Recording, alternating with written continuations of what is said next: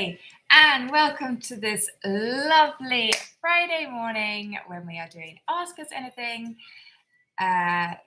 Friday Live. And today I am going to talk about question tags, how and why we use them. So what are question tags? Well, these little questionettes we add onto a sentence are used a lot in spoken English. So that is why I want to talk to you about using them in order that it helps you sound more natural to native speakers. So for example, to sound more natural when asking a friend if they like swimming, I would say, "You like swimming, don't you?" That question tag, "don't you?" Instead of the standard question, "Do you like swimming?"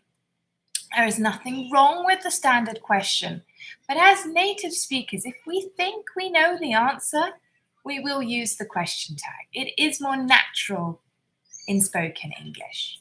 So how do we form a question tag? Well, all depends on the main part of the sentence. So if the sentence before adding the question tag is positive, then the question tag is negative. You like him, don't you? Okay, if the main part of the sentence is negative, then the question tag is positive. You don't like him, do you? Okay, another important point on how to structure a question tag is that we need to look at the verb in the main sentence. So if the verb is a normal main verb, for example, like, live, work, eat, sleep, drive, to name a few, then we use the auxiliary verb do in the correct form. For example, she lives in Paris, doesn't she? Live is a main verb, so we use the auxiliary do. It's in the positive, so the question tag auxiliary verb is in the negative. The subject is she, so we use the third person. Doesn't she? He worked with you before, didn't he? Again, it's positive, so the question tag is negative. The main verb work is in the past, so we put the auxiliary in the past. Didn't he? They didn't explain how it works, did they? Okay, because it's negative, it's then in the positive on the question tag. Now, if the main part of the sentence already has an auxiliary verb, and auxiliary verbs are be, do, and sometimes have, okay, or the modal verbs will, would, can, could, should, may, might, must, then we use them again. For example, you are hungry, aren't you? Are, aren't. Okay. We weren't tired, were we? Weren't, were.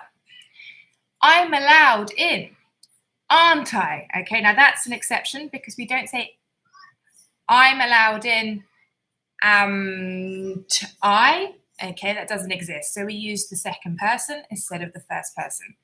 So we cannot say amped. Okay, we say aren't.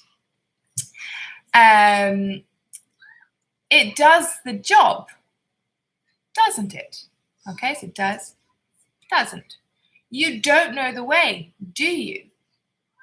Don't, do. Now be careful with have. As I said, it sometimes can be an auxiliary verb and sometimes it can be a main verb. It's the only one of its type. Be and do are pure auxiliary verbs. So let's compare these two sentences. 1, you have a car. 2, you've brought a car.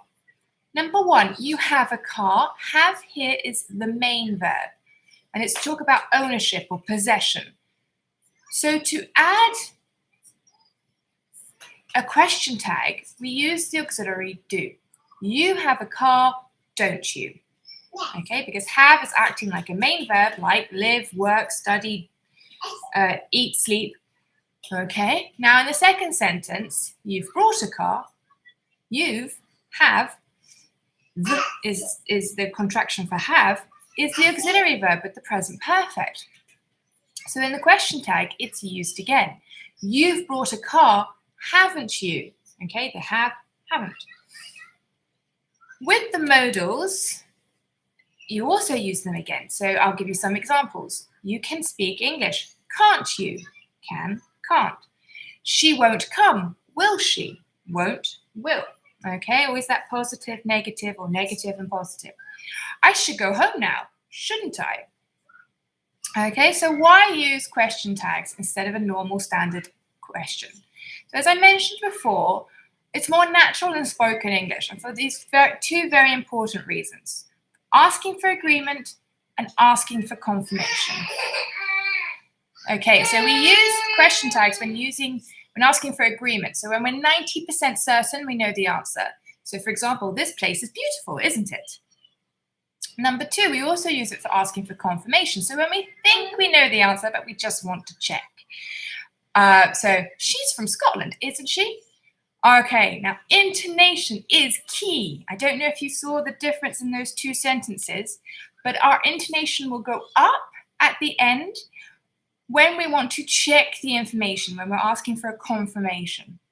And our intonation will go down when we're 90% certain, so we're just really asking for an agreement, will go down. So it's not really a question. So if our voice goes up, it's more of a question, and if our voice goes down, it's less of a question. So for example, this place is beautiful, isn't it? Isn't it? She's from Scotland, isn't she? Isn't she? Okay. So now you know about question tags. Time to use them. Can you think of 3 situations when you could use a question tag instead of a normal question when speaking English? Comment below with some examples because I would love to check them for you. In the meantime, please have an absolutely wonderful weekend.